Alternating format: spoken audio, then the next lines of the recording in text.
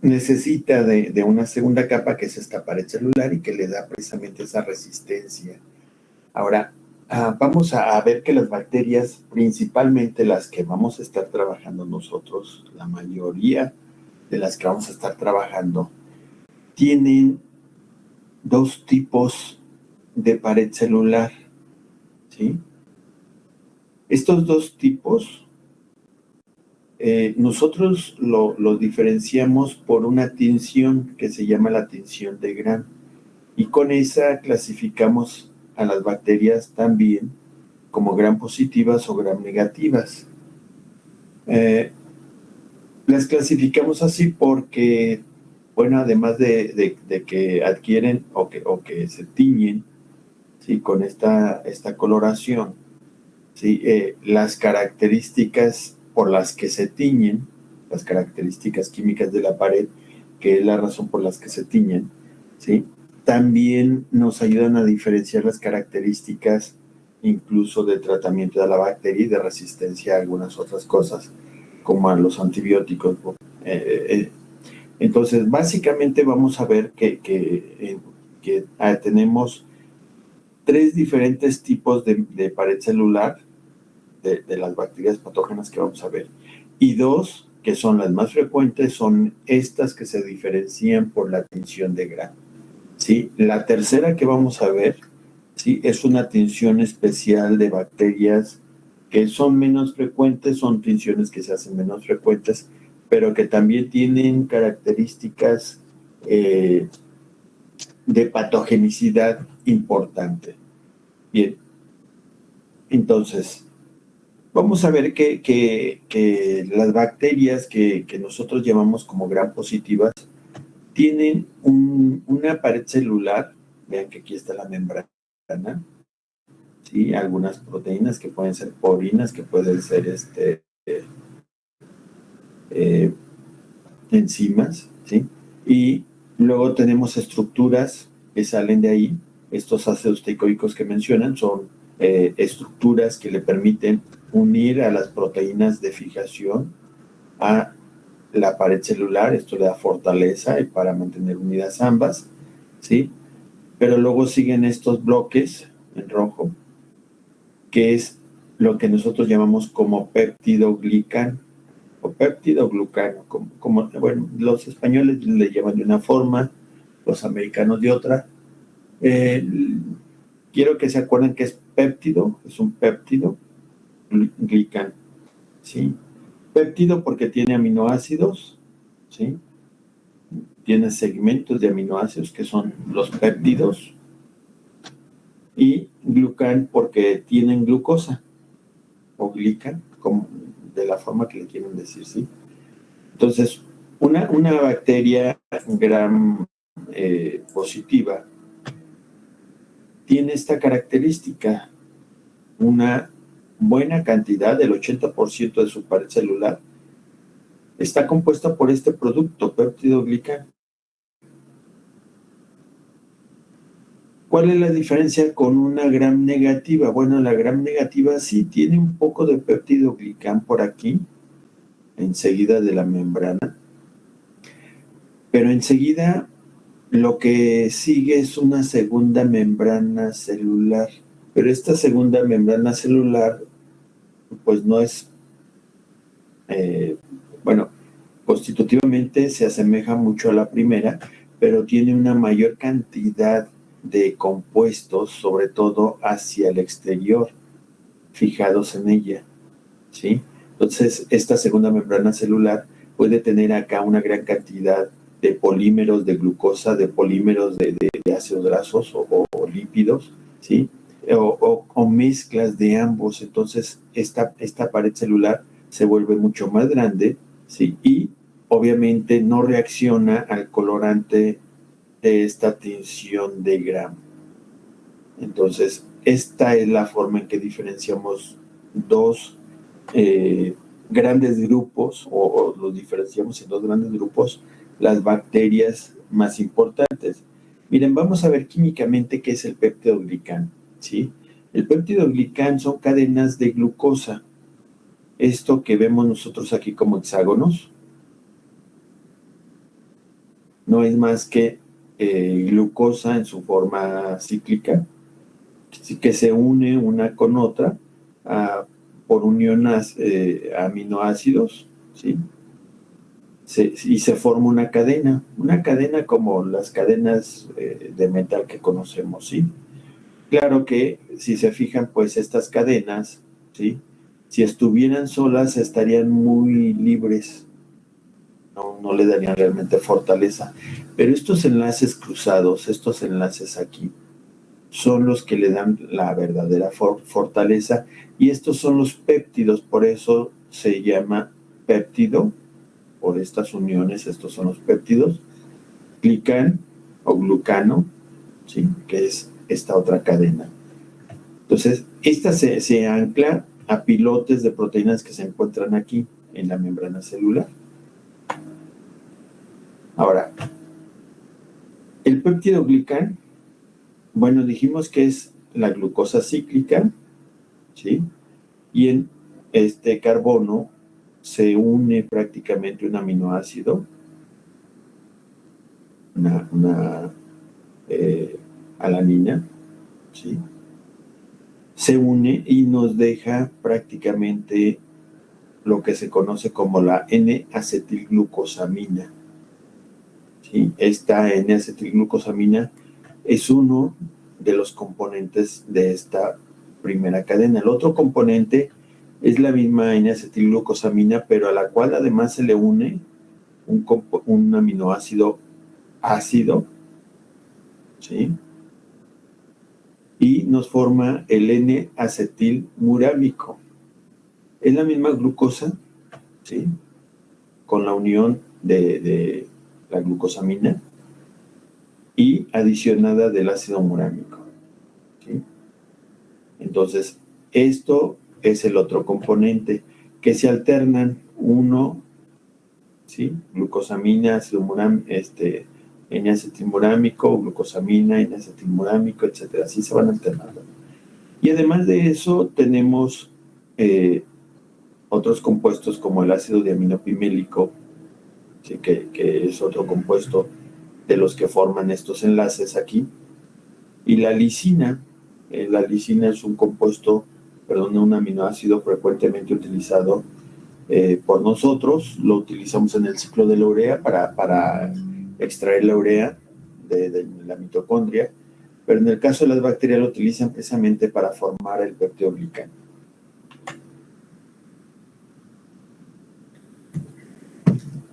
Entonces aquí podemos ver la estructura del peptidoglicano.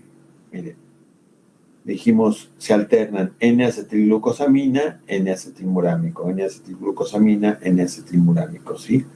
Esto forma una cadena, sí, que se unen paralelamente con otras cadenas gracias a estos péptidos. Y estos son las cadenas de péptidos que le dan fortaleza, ¿sí? Y algunos péptidos están formados por la glicina unida en 5 uniones, un pequeño péptido de glicina.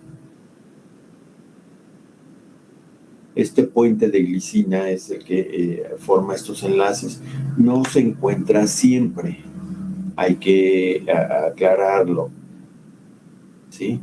Pero cuando se encuentra es precisamente donde se fija el colorante de la tensión de Gram. Entonces, cuando se encuentra, nosotros vamos a ver que adquieren la tensión de Gram y por lo tanto vamos a decir que es un Gram positivo. Ahorita recuerden eso de Gram positivo, ¿sí? Bien, aquí tenemos entonces cómo se unen las enlaces beta 1,4 y dejan estos grupos ceto de la glucosamina libres para unirse, ¿sí? a otros compuestos. Aquí tenemos, ¿sí? el murámico que se une a la alanina ácido glutámico y nos va formando aquí está el mesoaminopimélico, ¿sí? Uno de los compuestos que hablamos, y la de alanina. Y estos aminoácidos forman estos enlaces cruzados, ¿sí? Que les da fortaleza precisamente a las uniones de las cadenas. Y cuando está así, cuando están estos enlaces cruzados con esta disposición. Fíjense que aquí no está la pentaglicina, ¿sí? Pero este peptidoglicán es muy sensible a la ruptura por una enzima. Esta enzima nosotros la llamamos lisozima. Esta enzima rompe este enlace beta 1,4, ¿sí? Entre el ácido morámico y ahí se me fue el nombre,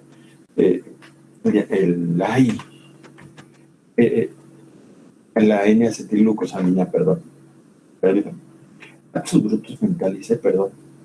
Esta unión se rompe por esta enzima, y esta enzima se encuentra, por ejemplo, en las lágrimas y se encuentra en la saliva. Entonces nosotros regularmente cuando nos cae polvo, ¿sí? O en algunas ocasiones que nos tallamos, empezamos a llorar, empezamos a sacar un poco de lágrimas. ¿Por qué? Porque esas lágrimas van a destruir precisamente las bacterias que hayan entrado con ese polvo o con alguna suciedad cuando nos tallamos los ojos, ¿sí? Entonces, esta lisozima, tiene esa característica, puede destruir bacterias, ¿sí? que quieren entrar a nuestro cuerpo. Ahora, vean, aquí tenemos también N-acetilmurámico, N-acetilglucosamina, aquí va la cadena. Aquí tenemos el enlace cruzado, nada más que en este caso tiene L-alanina, el ácido glutámico, la lisina, la alanina, y luego tenemos aquí la pentaglicina, que es la otra variante. Cuando está esta pentaglicina, les decía yo, es cuando las bacterias se pueden teñir con la tinción de Gram, ¿sí? Y adquieren el colorante que nosotros llamamos primario en la tinción de Gram. Cuando se une el colorante primario, ¿sí? Entonces es porque nos está detectando que está esta pentaglicina. Si esta pentaglicina no se encuentra, entonces va a tener enlaces de este tipo, y a esto es cuando nosotros les llamamos que es una bacteria gram negativa, ¿sí? Acuérdense que la gram negativa tiene 20% de su pared celular es peptidoglicán, pero los enlaces cruzados son de este tipo. En las gram positivas, el 80% de su pared celular es peptidoglicán, y sus enlaces entrecruzados contienen esta pentaglicina, ¿sí? ¿Por qué es importante estudiar la composición química? Porque aparte de que la tinción va a tener efectos sobre esa pentaglicina, ¿sí? También resulta que esa pentaglicina le da sensibilidad a algunos antibióticos, como las penicilinas y sus derivados, ¿sí? Estamos hablando de la penicilina, estamos hablando de derivados como la ampicilina, la amoxicilina, la ticarcilina, la mendocilina, o la ceftriaxón, bueno, las cefas de primera, segunda, tercera generación, ¿no? Cefalexina, cefotaxima, ceftriaxona, cefepime. Todas estas tienen actividad contra las bacterias que tienen este peptidoglicán, con la pentaglicina como enlace cruzado. ¿Por qué tienen esta actividad? Bueno, porque estos antibióticos afectan a la enzima que genera estos enlaces cruzados, ¿sí? Esta enzima se llama transpeptidasa. Esta transpeptidasa, en su sitio blanco, en su sitio activo, glicina con el resto de los aminoácidos, entre cadenas. Y este sitio activo se convierte en el sitio blanco para los antibióticos. Los antibióticos llegan a ese sitio activo y se unen a él de manera covalente y neutralizan a la enzima, que es lo que sucede, que entonces ya la bacteria no puede fabricar los enlaces cruzados Y el péptidoglicán, sus cadenas de péptidoglicán no son continuas y tampoco son firmes, entonces se rompen, se dispersan y queda solamente la membrana celular, ¿sí? Ojo, las bacterias gram positivas, por lo tanto, las bacterias que tienen la pentaglicina también van a ser sensibles a la penicilina y sus derivados. No así las bacterias que no tienen esa pentaglicina. El ejemplo aquí tenemos a la Escherichia coli. La Escherichia coli es una bacteria gram negativa. Tiene peptidoglicán, sí, poco, pero no tiene el enlace de pentaglicina. Y al no tenerlo, pues resulta de que primero no adquiere la atención de los gram positivos y segundo, no es sensible a los beta-lactámicos o penicilinas, como se les llama también comúnmente, ¿sí? Entonces, esta es una de las características y esta es la importancia precisamente de estudiar químicamente la pared celular. Aquí, de otra forma, lo vamos a ver para que se den cuenta que, por ejemplo, las bacterias gram positivas contienen gran cantidad de peptidoglicán y las bacterias gram negativas solamente un poco de peptidoglicán con la doble membrana, ¿sí? Esta doble membrana, les decía, es diferente porque tiene más adherido diferentes compuestos como lípidos o glucolípidos o polipéptidos o otros compuestos en el exterior, ¿sí? Que le ayuden a darle fortaleza. ¿Sí? Esto es importante. Ahora, los gram negativos, vean, aquí es lo que les digo. Aquí tenemos la primera membrana celular, la interna, mejor dicho.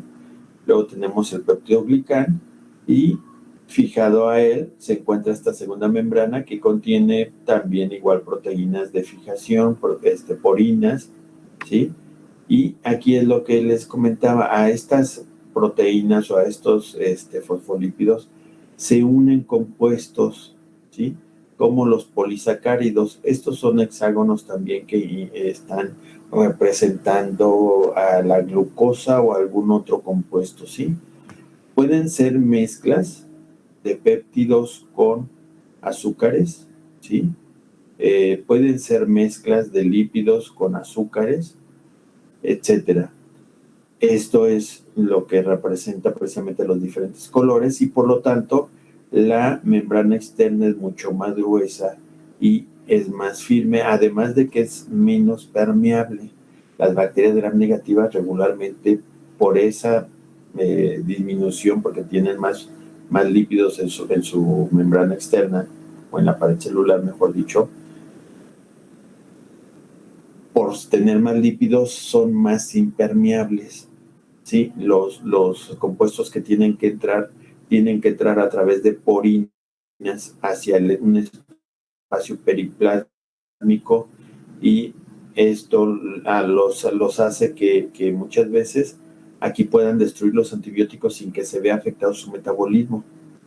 Bien, entonces, en el caso de algunas bacterias, por ejemplo, los gram negativos que frecuentemente son móviles, esto es un flagelo, ¿sí? Este es el motor que impulsa el flagelo, ¿sí? Con sus diferentes capas.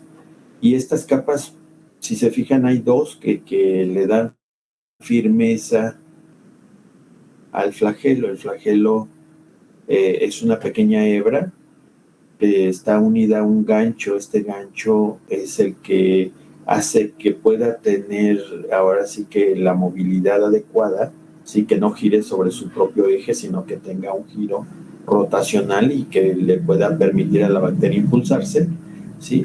Y luego tenemos un anillo de fijación en la pared celular y en la membrana celular tenemos lo que propiamente es el motor. Este motor está en esa posición porque creo que les había dicho yo que en la membrana celular se encuentra la fuente de energía de las bacterias. Les decía yo, cuando la glucosa se rompe, entra el ciclo de Krebs, en el ciclo de Krebs se le quitan los hidrógenos y esos hidrógenos se llevan a la membrana celular. Ahí en la membrana celular se concentran y se forma un gradiente de concentración de energía. Primero, porque ahí se encuentran las enzimas de la fosforilación oxidativa, las que van a generar una gran cantidad de ATP. Pero esos hidrógenos también se pueden utilizar dentro de esta maquinaria, ¿sí? Donde entran y hacen que este flagelo pueda girar. Utilizan esos hidrógenos como energía para que gire el flagelo y la bacteria se puede impulsar. Esto es importante si la bacteria quiere escapar de algún depredador o de algún leucocito que la quiere destruir, o si tiene que llegar primero a un lugar donde hay alimento, primero terminarse ese alimento antes de que lleguen los competidores, ¿verdad? Entonces, estas bacterias han aprendido a utilizar este potencial de hidrógeno para poder impulsarse. Ahora vamos a ver la tinción de Gram. Esta es importante porque es una de las grandes herramientas de todos los que son microbiólogos, ¿sí? La tinción de Gram fue desarrollada por Christian Gram, uno de los pupilos de Robert Koch, ¿sí?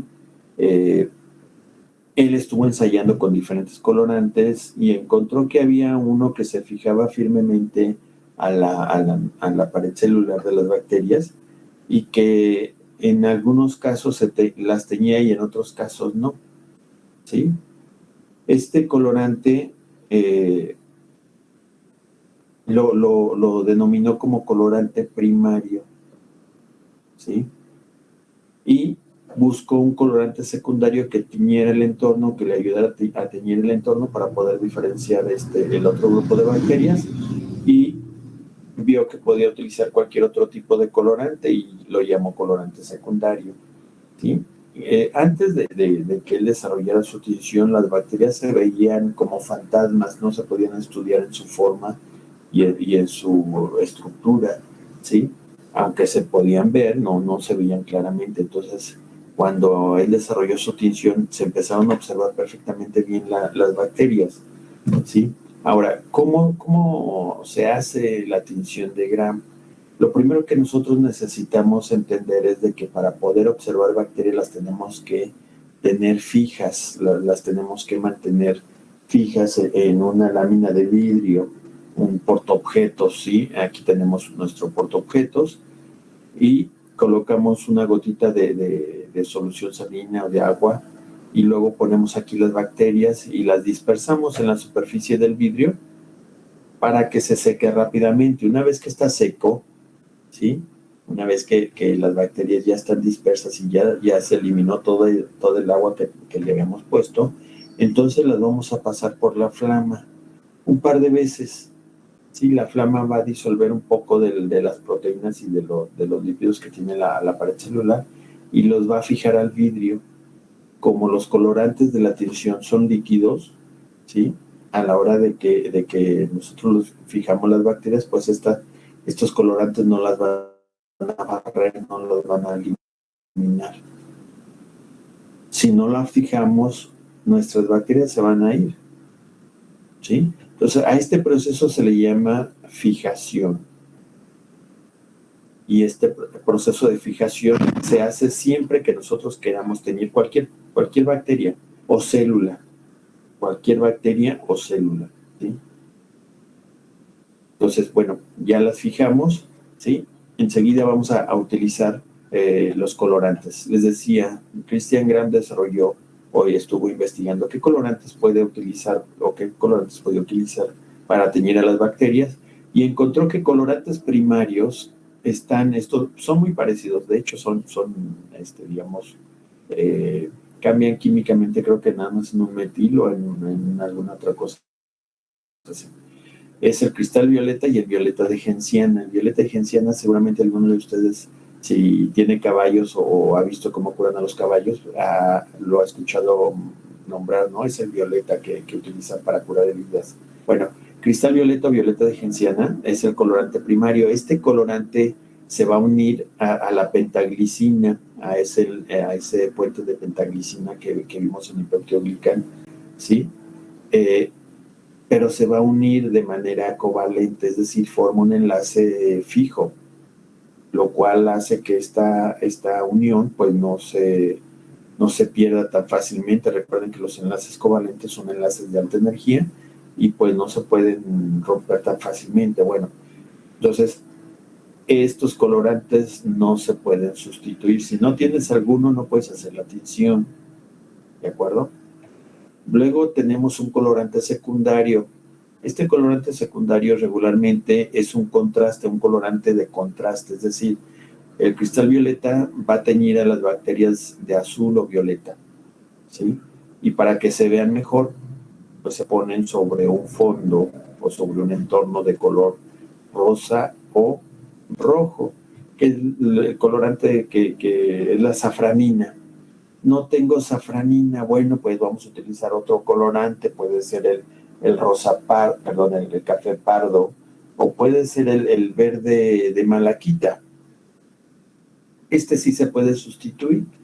Nada más hay que cuidar que el contraste, ¿sí?, sea de un color diferente al colorante primario para poder observar estas bacterias. ¿De acuerdo? Luego vamos a utilizar un compuesto que es un fijador. También se le llama mordente. Este mordente es como un catalizador. ¿Saben lo que es un catalizador, verdad? Aceleran la reacción. Bueno, este es el yodo en solución. Ya, el 2%, este yodo, nosotros después de colocamos el cristal violeta principal sobre la bacteria, ¿sí?, para que se realice la tinción, para que se realice, más bien para que se forme el enlace, agregamos el yodo, el cual oxida rápidamente al cristal violeta y le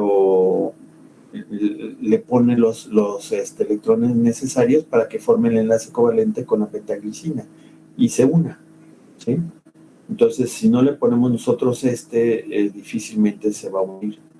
Entonces, este es el fijador prácticamente del cristal violeta.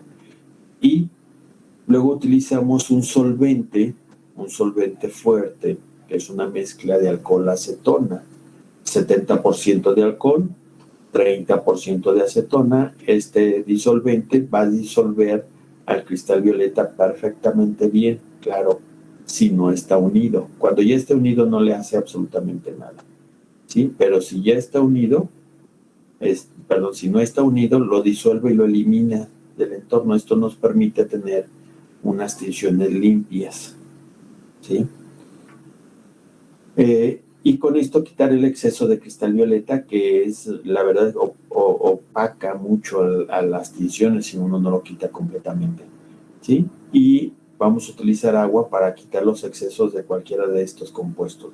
¿Cómo se hace la tinción? Mira, aquí tengo un video, vamos a ponerlo, nada más que necesito manipular aquí, ahí está. Arráncale.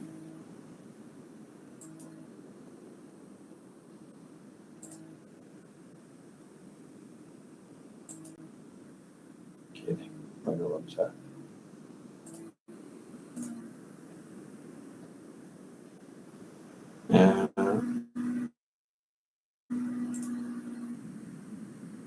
vamos a...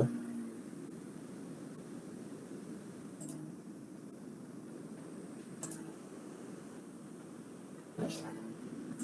Sí. Aquí están los mismos compuestos que les comenté yo hace un momentito. Aquí está nuestra extensión de bacterias ya fijadas en la laminilla. Agregamos primero el cristal violeta. Lo dejamos un minuto, aunque puede variar de manera estándar. Se utiliza un minuto con el cristal violeta encima. Vean que cubrimos toda el área donde pusimos a la bacteria. Y luego vamos a quitar el exceso del cristal violeta con agua. El agua siempre nos va a ayudar para hacer quitar ese exceso de solventes o de colorantes, ¿sí? Una vez que le quitamos el exceso, agregamos el yodo o el ¿sí? Y lo dejamos de 30 segundos a un minuto. Si no es mucho tiempo, esto ayuda a fijar el colorante y nosotros nos vamos a dar cuenta porque la muestra cambia de un color azul a un color negro, ¿sí? Quitamos el exceso con agua, el exceso de yodo, y después vamos a decolorar. Aquí en el video cambia la laminilla, ¿sí? Pero la laminilla se queda así. Vamos a agregar nosotros la mezcla de alcohol acetona, no a chorro, sino a gota. Y vamos a ver que debe esta pequeña cantidad de colorante se debe de dejar de salir. Aquí deberían de colocar más muestra, pero el video está así, ¿no? Una vez que ya dejó de salir el colorante, agregamos el agua y luego vamos a poner el colorante de contraste, en este caso la safranina. Dicen 45 minutos, a ustedes en el laboratorio les van a decir que también 1 minuto por estandarizar, ¿sí? Pero pueden ser incluso 10, 15 segundos dependiendo del tipo de muestra, ¿sí? Ya que está limpio, en este caso ya quitaron la safranina, el exceso de safranina, lo paran y lo dejan secar para poderlo observar al microscopio, ¿sí? Esta tensión de Gram se tarda entre 3 y 5 minutos, ¿sí? Dependiendo de la prisa que traiga uno, pero más o menos es muy rápida. Digo, si quieren hacer una sola tensión, si quieren hacer varias tensiones, sí se llevan un buen ratito. Y con eso nosotros vamos a poder teñir a las bacterias. ¿Cómo las teñimos? Bueno, miren, primero hay que recordar, déjenme acelerar esto, que las bacterias las vamos a encontrar en varias formas, cocos y bacilos, ¿sí? Principalmente. Y los cocos regularmente pueden ser gram positivos, aunque hay cocos gram negativos y se pueden asociar en diplococos, en estreptococos o en estafilococos. Estos estafilococos son cúmulos de cocos o racimos, que también les llamamos, ¿no? Y los bacilos pueden estar como estreptobacilos, unidos de esta manera, incluso pueden estar en empalizada, ¿sí? Pueden estar curvos, que se llaman vibriones, o pueden estar espiralados, como si fuera una cuerda de tornillo, ¿sí? No le hagan caso aquí a estos flagelos, no se ven con la tensión de Gram, ¿sí? Pero lo que sí podemos ver es la forma de la bacteria. Y por ejemplo, aquí tenemos algunas fotografías, ¿sí? Primero déjenme les explico que estas fotografías son, las tomé yo en su momento, y podemos observar que regularmente el entorno se tiñe de color rosa. A veces nos queda un poquito el cristal violeta, ¿sí? Y nos da la coloración azul. Sin embargo, las bacterias se tiñen perfectamente bien y las podemos observar de color azul cuando son gram positivas. Vean, aquí tenemos esto que estamos viendo en la fotografía de arriba. Déjenme, no sé si se ve el cursor, pero déjenme poner un puntero. Ahora sí. Aquí se ve los restos de la membrana de un leucocito, ¿sí? Estos restos, ¿sí? Nos dicen que estas bacterias estaban en el interior. Puede ser que se estén comiendo al leucocito o puede ser que sea al revés, que el leucocito las esté destruyendo, no lo sé. Pero aquí podemos ver las bacterias que son de tipo gram positivo y se alcanzaron a observar que son diplococos, ¿sí? Acá observamos también igual diplococos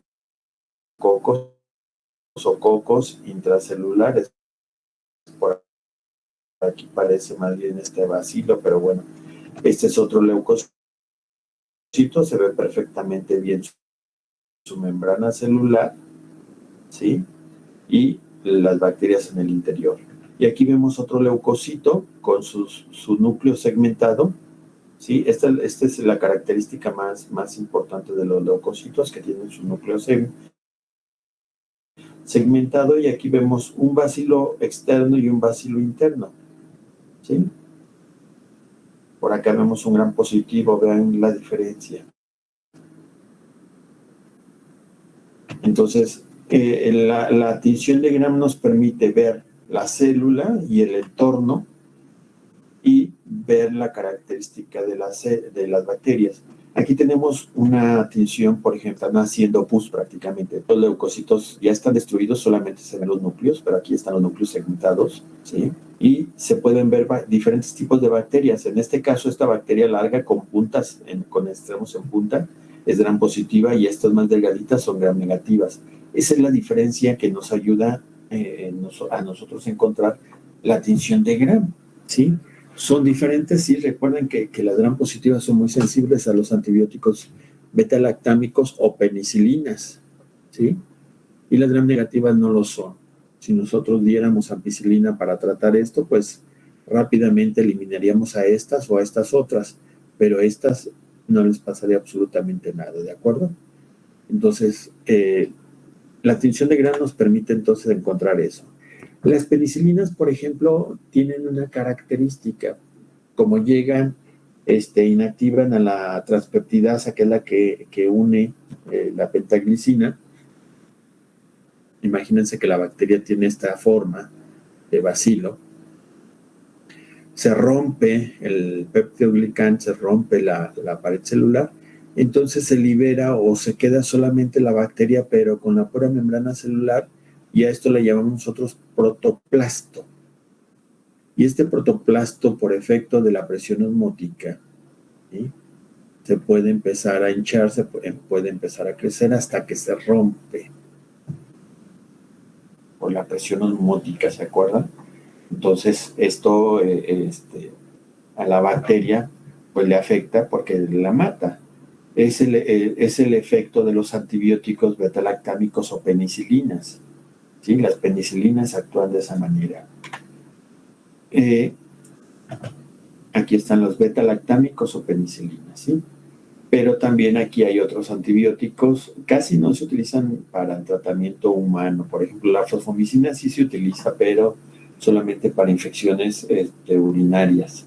La cicloserina, la tunicamicina, ¿sí?, y la bacitracina son antibióticos que no se utilizan en el tratamiento de humanos porque son muy tóxicos.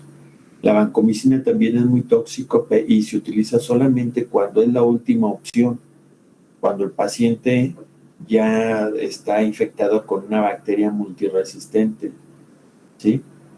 Entonces es la última opción, es algo así que o lo matamos con la vancomicina o se muere solito por la infección.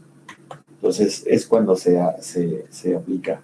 Y les decía que también la pared celular se pierde por efecto de la lisozima. La lisozima disuelve, rompe el enlace beta 1,1,4 de la N-acetilmurámico y glucosamina.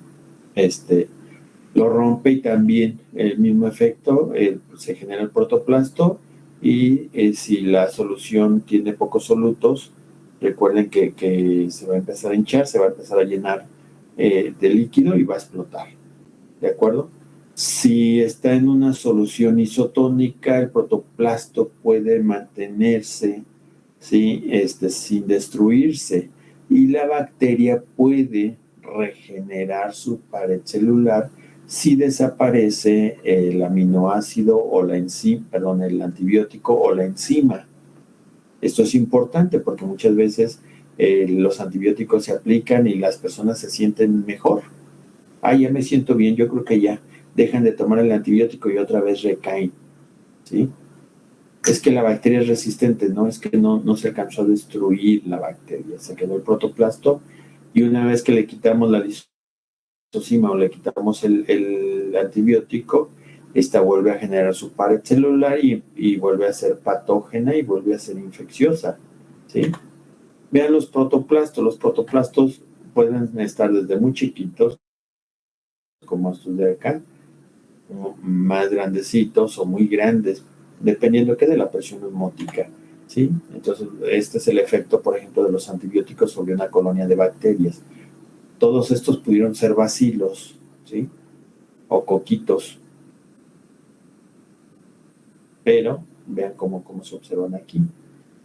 ¿Sí? Entonces, bueno, ese es el efecto sobre la pared celular. Aquí vemos otras bacterias. En este caso podemos ver leucocitos de dos tipos. Estos que tienen no solamente un núcleo que no está segmentado se llaman macrófagos, y los que tienen el núcleo segmentado son neutrófilos. Seguir bacterias y las van a fagocitar. Palabra nueva, fagocitar, significa comer, ¿sí? Las comen, las introducen en su citoplasma y ahí las destruyen, ¿sí? Entonces, ambos también se les pueden llamar fagocitos, no leucocitos, sino fagocitos. Pueden escuchar ambas palabras, macrófago significa que es una célula grande que come bacterias, ¿sí? Y el neutrófilo es un leucocito pequeño, bueno, no tan pequeño, más o menos pequeño, que tiene la capacidad también de fagocitar. Ambos intervienen activamente en perseguir bacterias y en eliminar infecciones en nuestro cuerpo, ¿sí? Aquí tenemos, vean, aquí podemos ver los polimorfonucleares, que estos son los neutrófilos o macrófagos pequeños, ¿sí? Perdón, los leucocitos pequeños, y por acá de repente aparece un macrófago, ¿sí? Este es un macrófago porque tiene solamente un núcleo. Bueno, y aquí vemos algunas bacterias, ¿sí? Gram negativas. Por aquí, vean, este es un estreptococo gram positivo, ¿sí? Aquí tenemos un gram negativo, una bacteria gram negativa, y aquí tenemos un bacilo gram positivo, ¿sí? Estos son macrófagos porque tienen un núcleo sin segmentar. Vean, esta es una orina, y aquí se alcanzan a percibir perfectamente bien las formas bacilares, bacilos gram negativos, ¿sí? Con una gran cantidad de leucocitos. Esta es una orina purulenta. Acá podemos ver unos cocos gram positivos, ¿sí? Entonces vean la función de la tinción. Y bueno, aquí vemos bacilos gram negativos, y estos son los espirilos o las espiroquetas, ¿sí? Vean cómo se ven. Esta no es tinción de gram, pero se ve también la espiroqueta, que se las quise poner ahí. En ocasiones es necesario que reconozcamos estas bacterias. Estas se encuentran mucho en la boca y generan las caries. No sé si alguien que tenga caries se deje de tomar una muestra, pero una muestra de los dientes, y seguramente si la tiñen con la tinción de gram se va a observar estas bacterias. Aquí tenemos más leucocitos. Sí, perdón. A ver, Valentín, perdón, es que no veo, en mi pantalla no aparece cuando levantan la mano. Si quieren, interrúmpenme, ¿eh? A ver, Valentín. ¿A cuánto aumenta esas imágenes? Regularmente las bacterias, Valentín, las vamos a ver con el objetivo de 100x. Con el de 40x, solamente que tu microscopio sea muy bueno, pero regularmente no se ven en 40x, ¿sí? Recuerden que nuestros microscopios, los microscopios de luz visible, regularmente tienen tres objetivos, que es el de 10x, el de 40x y el de 100x. El de 10 y el de 40, ¿sí? Son objetivos que no requieren nada prácticamente. El de 100x requiere aceite de inmersión, que evita la difracción de la luz y la pérdida de visión. Hace que la imagen se vea muy nítida. Si no le ponemos aceite, vemos solamente manchas borrosas, ¿sí? Entonces, para poder observar bacterias, requerimos el de 100x regularmente. ¿De acuerdo? Ese lo vamos a ver por aquí adelantito en cómo observamos las bacterias. ¿Alguna otra pregunta? No, ninguna, muchas gracias. Ok. Miren, aquí vemos también diferentes tipos de bacterias, cocos en parejas, diplococos, algunos bacilitos por aquí, algunos cocos gram negativos también en pares, ¿sí? Pequeños cocobacilos o bacilos cortos, ¿sí? Bacilos más largos, ¿sí? Con extremos en punta, eso significa fusiformes, bacilos fusiformes, cuando tienen el extremo en punta o puntiagudo, ¿sí? Y entonces aquí podemos ver también los leucocitos, ¿sí? Con sus núcleos separados. Quiere decir que estamos hablando de polimorfonucleares. ¿Alguna pregunta más de bacilos gram positivos y gram negativos? O bacterias, mejor dicho, gram positivas y gram negativas. ¿No? ¿Ninguna? No. Ok, entonces vamos a seguir a la tercera pared celular. Esta tercera pared celular es más rara, solamente se encuentra en unas bacterias, a las cuales nosotros le llamamos micobacterias. Mico significa hongo, ¿sí? El estudio de la micología es el estudio de los hongos. Entonces aquí cuando hablamos de micobacterias, son bacterias que tienen características parecidas a los hongos, ¿sí? También les podemos llamar bacilos ácido alcohol resistentes. Ahorita vamos a ver por qué, ¿sí? Y la pared celular de estas bacterias, pues primero contienen diferentes compuestos. Está la membrana celular.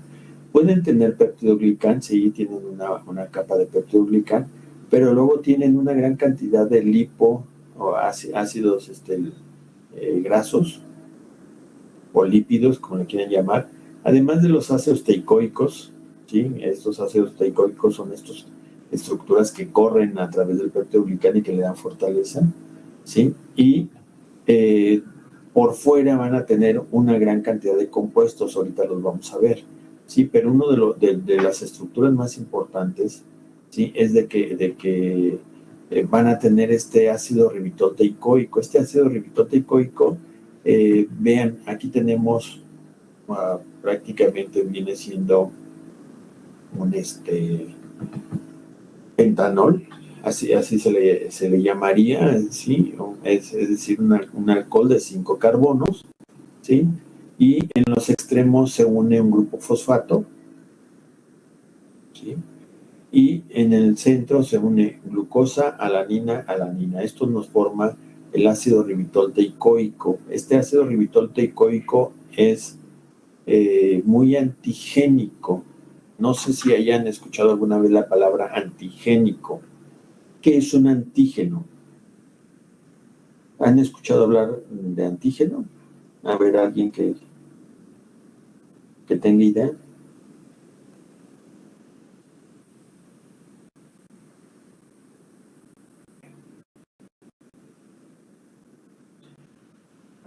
Vamos a dejarlo como que induce una respuesta inmunológica contra él, ¿de acuerdo? Puede ser por la producción de anticuerpos, efectivamente, o puede ser porque las células, como los leucocitos, respondan rápidamente en su contra, ¿sí? Entonces, bueno, este compuesto es muy antigénico y estas bacterias tienen una buena cantidad, ¿sí? Pero además, los otros compuestos que tienen son ácidos micólicos, ¿sí? Ahorita vamos a ver qué son los ácidos micólicos. Estos son los que comparten precisamente de características parecidas a los hongos. Glucolípidos, es decir, compuestos que son parte lípidos, parte glucosa, ¿sí? Y ceras. La cera, si la conocen, muy parecida a la cera de abeja, son estas ceras que tienen estas bacterias. Estos compuestos les dan características muy, muy especiales, ¿sí? ¿Cómo cuáles? Pues resisten una decoloración muy intensa. Seguramente ustedes para decolorar, para quitar manchas, utilizan un compuesto que actualmente es muy común, el cloro, ¿sí? Es muy bueno para quitar manchas, ¿sí? Bueno, hay una sustancia todavía mejor para quitar manchas. ¿Cuál? El ácido clorhídrico. Ustedes pongan una ropa terriblemente manchada en ácido clorhídrico y van a ver cómo desaparece la mancha junto con la ropa, claro. Pero es muy, muy efectivo para quitar las manchas, el ácido clorhídrico. Nosotros lo que hacemos es preparar una mezcla de ácido clorhídrico disuelta en alcohol absoluto. Ponemos 97 mililitros de alcohol, 3 mililitros de ácido clorhídrico fumante o concentrado, ¿sí? Y esa solución nos puede quitar prácticamente cualquier mancha, excepto en estas bacterias, ¿sí? Son resistentes. ¿Por qué? Vamos a ver cómo están constituidos, por ejemplo, los ácidos micólicos. Los ácidos micólicos, acuérdense de los ácidos grasos. ¿Cómo son los ácidos grasos? Bueno, son ácidos de 16, 18 carbones. ¿Se acuerdan del linoleico? Uno del linoleico más frecuentemente en los lácteos, por ejemplo. Y los empezamos a unir, ¿sí? Los empezamos a unir y los empezamos a esterificar. Entonces estos ácidos grasos los empezamos a esterificar y se van ramificando y entonces forman un ácido bastante denso. Si el ácido linoleico nos forma una densidad importante, por ejemplo, cuando lo separamos en la crema, se hace más densa, ¿sí? Ahora imagínense que lo empezamos a ramificar hasta juntar la cantidad de 91 carbonos, ¿sí? Entonces, esa grasa se convierte en una grasa que es muy parecida a la que utilizamos nosotros, por ejemplo, en los motores que se calientan y que si queremos que sigan funcionando, pues necesitamos que eviten la fricción. Entonces, este tipo de compuestos, pues, tienen esa característica, ¿sí? Bueno, estos son los ácidos micólicos. Además, forman parte de la pared celular, es decir, vean cómo están constituidos. Primero, tenemos una base de peptidoglicán, ¿sí? Eso significa PG, peptidoglicán. La base de peptidoglicán tiene unos compuestos que son los arabinogalactanos. Estos arabinogalactanos no es otra cosa más que arabinosa, un azúcar de 7 carbonos, ¿sí? Y unos compuestos de galactosa, ¿sí? La galactosa es otro azúcar muy parecido a la glucosa, ¿sí? Perdón, es un disacárido compuesto por dos moléculas de glucosa en diferentes formas, ¿sí? Esto nos forma un enlace intermedio y luego siguen los ácidos micólicos. Entonces, imagínense cómo se unen esos ácidos micólicos al peptidoglicán, ¿sí? Entonces, prácticamente forman una barrera impermeable. Si esto fuera poco, ¿sí? Entre esos ácidos micólicos se encuentran estos glucolípidos. Los glucolípidos son de diferente tipo, miren. Está micolato, el micolato son esos mismos ácidos grasos, pero llevan trealosa. La trealosa es un azúcar de 4 carbonos, ¿sí? El micolato de trealosa tiene la característica de mantener, de formar una especie de cadenas que se entrecruzan, ¿sí? Se entrecruzan, se unen unas con otras, ¿sí? Y eso forma una especie de cordón, por eso aquí se le llama factor de cuerdas o de crecimiento en cuerdas.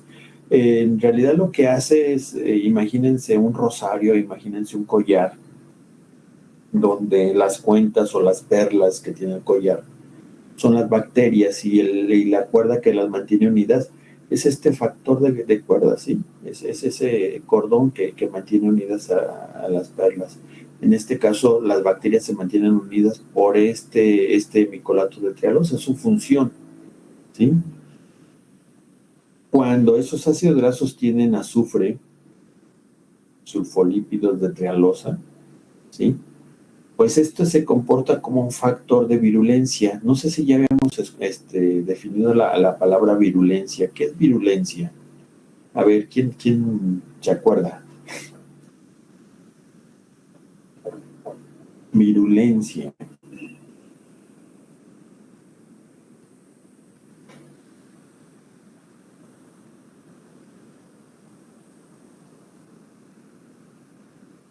¿Nadie?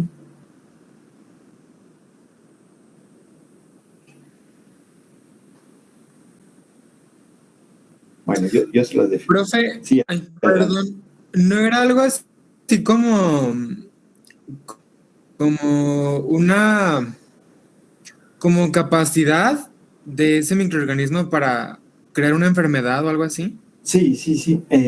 Aquí hay que definir y especificar dos cosas. La capacidad para generar la enfermedad nosotros le llamamos patogenicidad, ¿sí? Una bacteria patógena es aquella que tiene capacidad para generarnos enfermedad. Ahora, ¿qué tan grave es esa enfermedad? Pues eso depende de la virulencia del patógeno. La virulencia es como una escala de patogenicidad. En esta escala te das cuenta que una bacteria que es poco virulenta, pues te va a generar una gripa, una diarrea, a lo mejor una chispa de juventud, pero nada más. En cambio, una bacteria que es muy virulenta te puede llevar a la muerte, ¿sí?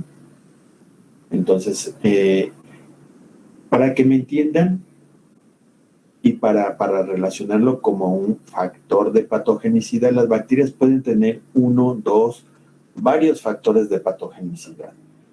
Y para explicarles mejor, imagínense a una persona, alguien que llega al salón de clases y saca una navaja. ¿Saben qué? Entréguenme sus carteras, su dinero, sus celulares, ¿sí? La navaja es el factor de virulencia. ¿Qué tanto nos puede dañar en el salón? Pues a lo mejor podría cortar a uno o a dos, ¿sí? Pero rápidamente lo neutralizaríamos y quizás no le vaya bien. Pero ¿qué pasa si en vez de traer ese factor de virulencia, a lo mejor trae 2 o 3 factores de virulencia? Me refiero a que trae la navaja, trae una pistola, trae una ametralladora, trae una granada. Entonces, pues ahí ya se convierte en una persona que puede matar prácticamente a todo el salón, ¿sí? Entonces, ¿cuál es más virulento? Pues el que tiene más factores de virulencia en este caso, ¿no?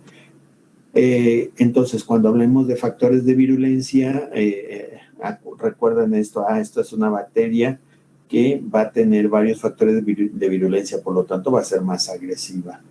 Las micobacterias están entre las bacterias más agresivas por estos factores de virulencia, ¿sí?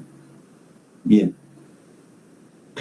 Entonces, el sulfolípido de trealosa es un factor de virulencia. ¿Qué es lo que hace ese factor de virulencia? Aquí le llaman evacina. ¿Pero qué es lo que hace realmente? Bueno, lo que hace es de que los macrófagos o las células que comen bacterias y que destruyen a esas bacterias, pues en este caso, en estas bacterias ácido alcohol resistentes o micobacterias, pues no las pueden destruir. Al contrario, son fagocitadas y una vez adentro, ¿sí? Utilizan a la célula para que las transporte de un órgano, de un tejido hacia otro. Y entonces, en el caso de la tuberculosis, pues lo más frecuente es tener una tuberculosis pulmonar, pero también podemos tener tuberculosis en los ojos, tuberculosis en las meninges, en el cerebro, tuberculosis renal, tuberculosis intestinal, tuberculosis en los meniscos, tuberculosis en cualquier parte del cuerpo, gracias a que estas bacterias engañan al macrófago, ¿sí? Evaden esa capacidad que tiene el macrófago para destruir bacterias y lo utilizan como Uber o lo utilizan como taxi, ¿sí? Entonces, en eso radica este compuesto como factor de virulencia. Y luego, otros glucolípidos son los micósidos. Estos son ésteres de ácidos micólicos. Son los mismos ácidos micólicos esterificados con azúcar, pero formando ésteres, ¿no? Y entonces estos también tienen su característica como grasas complejas. Y otros compuestos, las ceras. ¿Las ceras qué son? Las ceras son uniones de ácidos micólicos con alcoholes, compuestos más grandes, no es un pentanol, son compuestos más grandes, y que forman como si fueran arbolitos, ¿sí? Con los ácidos micólicos. Entonces, estos llegan a ser compuestos de 34 carbonos y se comportan igual que la cera de abeja. Yo creo que todos hemos jugado con una vela y vemos que si agregamos disolvemos con calor esa cera, bueno, cuando cae a una superficie, toma ciertas características. Y si lo arrojamos sobre el agua, también vemos que es impermeable, el agua no la disuelve, no disuelve a la cera. Entonces esas mismas características las tiene la bacteria. Imagínense una bacteria que tiene una grasa que prácticamente la hace impermeable y una cera. ¿Cómo la van a observar? Bueno, físicamente nosotros a la bacteria cuando crece y forma una colonia bacteriana, pues la vamos a ver como si fuera un trozo de cera. Ese trozo de cera, imagínense que esas gotitas de cera que caen sobre la mesa, ustedes las empiezan a rayar, les empiezan a hacer surcos y forman un cerebro. De esa manera se ven las colonias que generan estas bacterias. Si las ponen a crecer en un líquido, entonces forman grumos que no se disuelven en el líquido, ¿sí? ¿Por qué? Pues porque la pared celular las hace muy impermeables y eso además les da la característica de ser muy resistentes a la desecación. ¿Qué tan resistentes? Pues déjenme platicarles una historia, ¿no? Por ahí en los 80 encontraron una momia allá en Egipto y en aquel tiempo empezaban a funcionar los equipos de rayos X de manera importante, las tomografías, y a los antropólogos que encontraron las momias dijeron, oye, pues vamos a pasarle una placa de rayos X, ¿no? Entonces, la forma de diagnosticar tuberculosis es vía rayos X, toman unos rayos X de pulmones y ahí se ven las lesiones que genera la bacteria. Ok, pues en la momia encontraron esas lesiones, ¿no? Y dijeron, esto es tuberculosis, vamos a tomar unas muestras de lo que sobra del tejido, de lo que sobra de la momia, y las vamos a mandar al laboratorio de microbiología para que le hagan la tinción para buscar micobacterias, ¿sí? Resultado positivo, hay micobacterias ahí, ok. El laboratorio también las sembró. ¿Y qué pasó? La momia tiene 3.500 años, no creo que estén vivas las bacterias. Pues cultivo positivo, las bacterias sobreviven. Entonces, ¿qué tan resistentes son? Pues por lo menos estas vivieron 3.500 años. Entonces, fíjense bien porque en esto radica el éxito de esta bacteria, que es una de las plagas más importantes para los humanos, para la humanidad, es de las infecciones que más humanos han matado, ¿sí? Afecta a los pulmones. Las personas que tienen tuberculosis regularmente generan una gran cantidad de flema. Ellos expulsan la flema, la tiran al piso y seguramente a ustedes les ha tocado ver a sus viejitos que en los pueblos que están tose y sacan la flema y la escupen. Cae al piso y ya creen que pues ya ahí se seca, el sol la reseca, la requema, prácticamente la flema se pulveriza con el polvo, ¿sí? Y en las épocas de verano, cuando llegan esos torbellinos y nos pasan por encima, pues nos llevan esas bacterias y las respiramos nosotros, podemos adquirir la tuberculosis de ahí, ¿sí? Entonces, los médicos luego, a ver, ¿quién de tu casa tose? No, pues nadie. ¿Cómo adquiriste la tuberculosis? Siempre se transmite de una persona enferma a una sana. No, también cuando alguien hace que estas bacterias se queden en el piso, se resequen y las levante el polvo. Es uno de los mecanismos más importantes. Bueno, estas bacterias también son resistentes a la acción de detergentes, de oxidantes. Oxidantes, estamos hablando del yodo, ¿sí? Del isodine. Seguramente ustedes han escuchado hablar del isodine espuma para lavarse las manos, del isodine bucofaringio, del isodine para ducha vaginal, ¿sí? También le hacen los mandados, ¿sí? Ácidos y bases, algunos compuestos como los amonios cuaternarios, estos que ahora están diciendo que son de las niñas bien, no sé si los que se acuerdan, pues también le hacen los mandados, ¿no? Y entonces, bueno, esta pared celular no se tiñe con la tinción de Gram. Si se tiñen, pues las bacterias no las vamos a diferenciar de ninguna de las dos y requerimos diferenciarlas, ¿sí? Entonces, para esto se ideó, Ciel Nielsen ideó precisamente esta tinción, donde utiliza un compuesto primario, un colorante primario que es la fuchsina básica. La fuchsina básica es un compuesto muy agresivo, muy básico,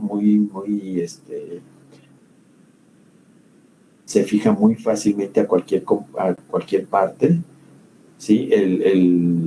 El ejemplo más importante es la tinta que utiliza pequeñas cantidades de fuchsina básica, ¿sí? Una vez que nos tiñe el dedo, no se va a desteñir durante un buen rato, ¿sí? Y por eso se utilizó, ¿sí?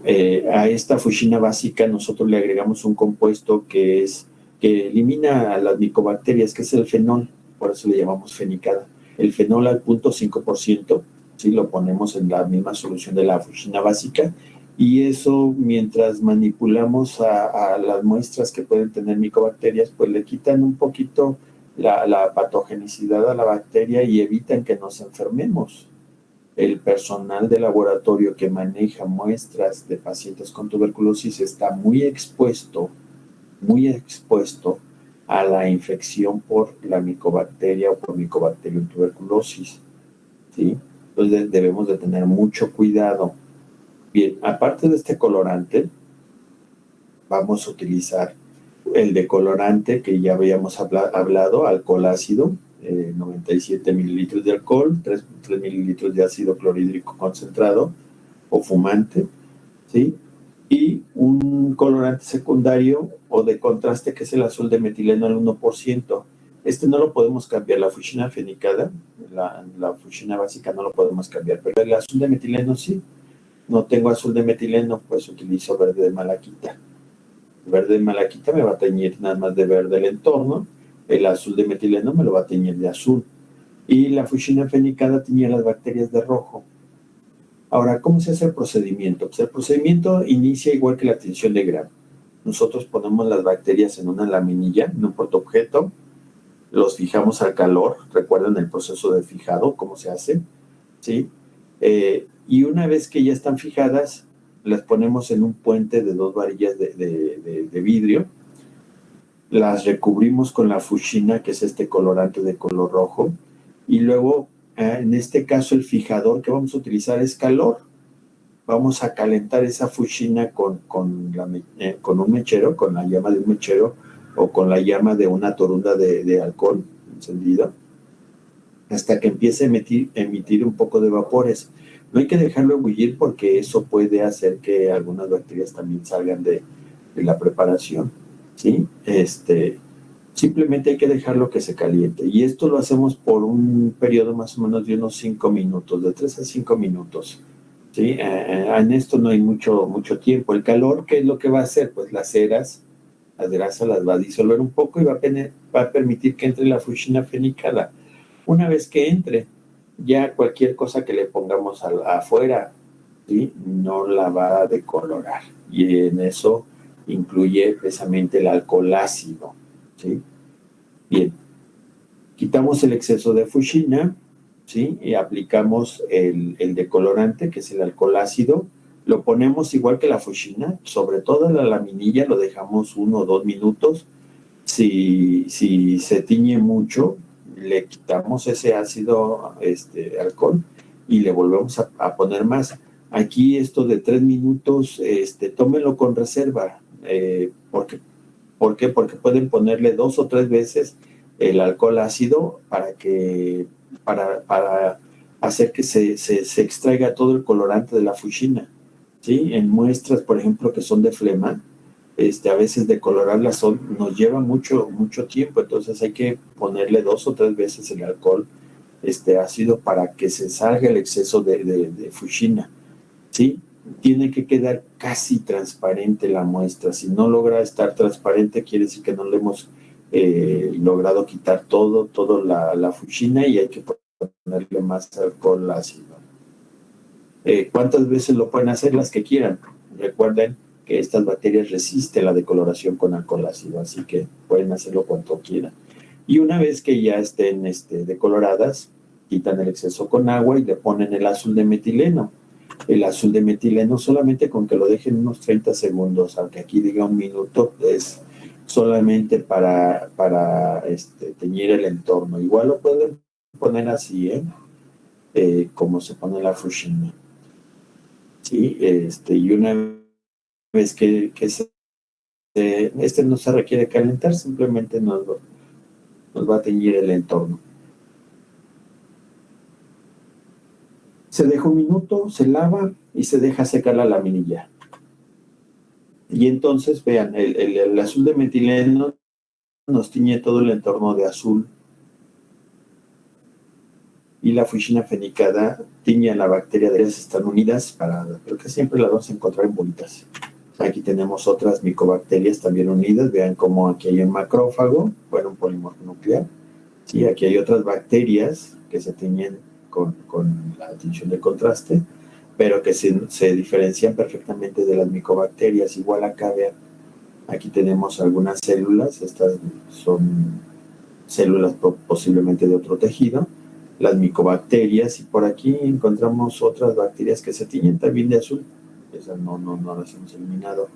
Aquí tenemos una flema. Bueno, en este caso utilizamos verde de malaquita, por eso la coloración se ve más clara, más verde, pero se alcanzan a ver perfectamente bien las micobacterias en el interior, ¿sí? Este es un líquido cefalorraquídeo. Aquí tenemos una micobacteria, ¿sí? Y tenemos un leucocito. Aquí tenemos una orina. Vean, esta es una colonia de micobacterias, ¿sí? Por ahí encontramos estas otras. Vean cómo se diferencian del resto de las bacterias. Sí, que es lo importante. Estamos buscando tuberculosis. Aquí hay una tuberculosis renal, ¿sí? Aunque pueden estar arrastrando estas bacterias que pueden ser contaminantes, pues no nos estorban con la tinción. O sea, las podemos diferenciar perfectamente bien. Bien. Entonces, los tres tipos de pared celular, lo que son de gram positivos, de gram negativos y los bacilos resistentes, son los que más buscamos nosotros. Son las paredes más comunes para nosotros estarlas observando, ¿sí? Y al diferenciarlo, nosotros también diferenciamos los tratamientos. Las micobacterias no son sensibles a los antibióticos comunes, ¿sí? Entonces es importante que si nosotros hacemos la tinción de miel, si encontramos una micobacteria, la reportemos como bacilo ácido alcohol resistente. Para ello no van a dar ni penicilina o sus derivados, no van a dar muchos de los antibióticos comunes porque no les hacen absolutamente nada, ¿sí? Entonces se tienen que tomar varias medidas y eso nosotros pues somos los que tenemos que hacer ese diagnóstico, ¿sí? Con la pura tinción. Es importante decirle, si alguien se va a dedicar a la microbiología, debe de entender que la tinción de Gram y la tinción de Nielsen son las principales herramientas de un microbiólogo, ¿sí? Y yo me he encontrado con muchos compañeros que dicen, no, es que yo manejo a la perfección el laboratorio de microbiología, ¿sí? ¿Y cuántas tinciones de Gram haces? No hago tinciones de Gram solamente cuando me lo piden. Entonces, discúlpame, no eres ni microbiólogo, ¿sí? La herramienta, ¿sí? Es tan potente que si tú ves bacterias en la tinción de Gram, sabes que en el cultivo te tiene que crecer. No te crece, algo hiciste mal. Preguntas.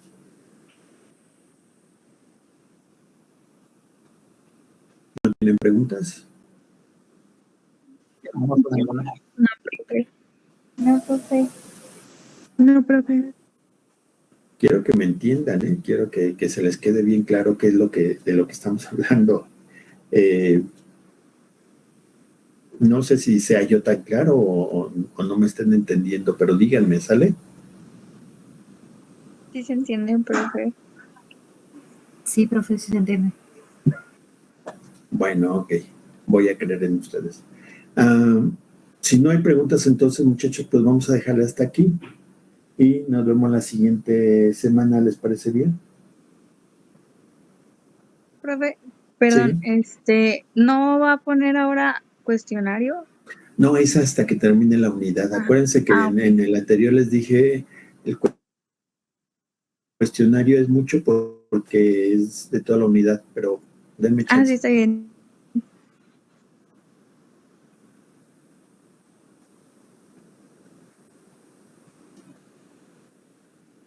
¿Ninguna duda? Pues muchachos, que